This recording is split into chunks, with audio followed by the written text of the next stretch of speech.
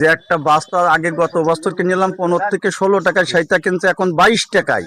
আজ তো একটা জন কিনতাম 300 থেকে 400 টাকা, এখন কিনতে হচ্ছে 500 টাকায়। 1.5 থেকে 2 কেজি ওজনের একটা চাল কুমড়োর জালির দাম মাত্র 10 টাকা। দর্শক, আমি এখন দাঁড়িয়ে আছি আমাদের গ্রামের পাইকারি কাঁচা বাজারে। আর এখানে দুইজন ব্যবসাদার তাদের কেনাকাটার শেষে তারা বসে হিসাবপত্র করছে। তো এই বছরে তাদের ব্যবসাটা কেমন হচ্ছে, যেহেতু এবছরে তরি তরকারির একেবারেই দাম নেই। আমাদের কৃষকরা অনেক লসের সম্মুখীন হচ্ছেন। আসসালামু আলাইকুম। ওয়ালাইকুম আসসালাম। এই আড়ত তো আপনার?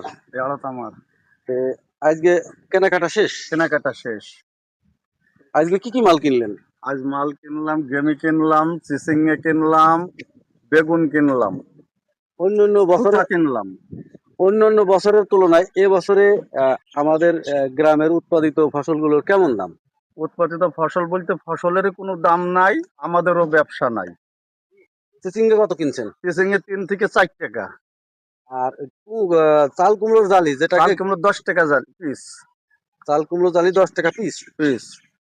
তো এই যে মালের এত কম দাম, এতে করে আপনারা এখান থেকে কম দামে কিনে শহরে নাকি বেশি দামে বিক্রি করছেন, নাকি আসলে শহরে গিয়ে আপনাদের ব্যবসা বেশি দামে বিক্রি হচ্ছে না? না, বেশি দামে কোনো বেচা কেনা নাই। একটা বস্তা আগে গত বছর কিনলাম 15 থেকে 16 টাকায়, সেইটা কিনছে এখন 22 টাকায়। আজ তো একটা জন কিনতাম 300 থেকে 400 টাকা, এখন কিনতে হচ্ছে 500 টাকায়। ক্যারিং যে মাল কিনতে 10,000 টাকা খরচ, 10,000 টাকায় বাস্তা মাস্তা দিয়ে আমাদের ব্যবসা বাণিজ্য ধসে নেমে গেছে। কোনো ব্যবসা বাণিজ্য নাই আমাদের। তাহলে লাভ হচ্ছে না? না, কোনো লাভ নাই। তো আমি শুনছি যে আমাদের এখানে চিচিঙ্গা 2 টাকা। আমার দর্শক কমেন্ট করছে, ভাই আমরা তো 40 টাকা কিনে খাচ্ছি, কেউ বলছে আমরা 50 টাকা কিনে খাচ্ছি, কেউ বলছে আমরা 80 টাকা কিনে খাচ্ছি। এই যে চাল কুমড়া জালি আমাদের এখানে 10 টাকা পিস।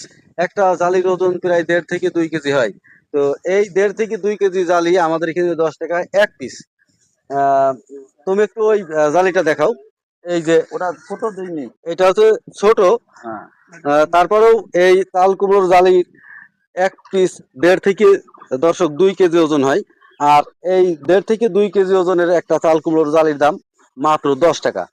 এই জালিগুলো যখন শহরে যায়, আমার বন্ধুরা আমার কমেন্ট বক্সে কমেন্ট করে যাচ্ছে যে আমরা এই কুমড়োর জালি কিনে খাচ্ছি 30 টাকা কেজি, কেউ বলছে 40 টাকা কেজি।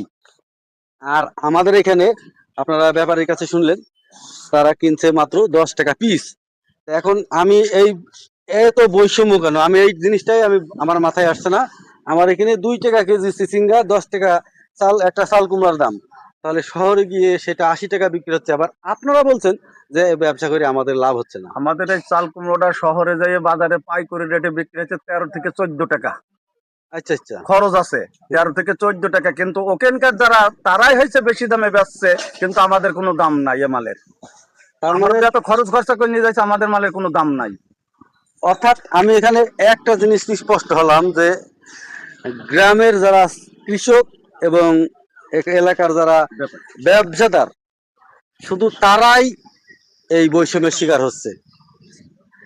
প্রথম কথা, চাষিরা দাম পাচ্ছে না। দ্বিতীয় কথা, ব্যাপারীরা যে মালগুলো চাষিদের কাছ থেকে কম দামে কিনেও তাদের যে আনুষঙ্গিক খরচ, গাড়ি ভাড়া, আড়ত খরচ, এই সব মিলিয়ে তারাও লসের সম্মুখীন হচ্ছে।